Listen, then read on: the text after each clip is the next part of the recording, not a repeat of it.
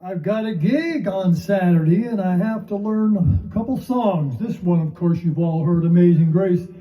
And I'm just going to go through it. I'm doing it in G, G7, C, G, E minor, A, D, D7. Back to G, G7, C, G, E minor.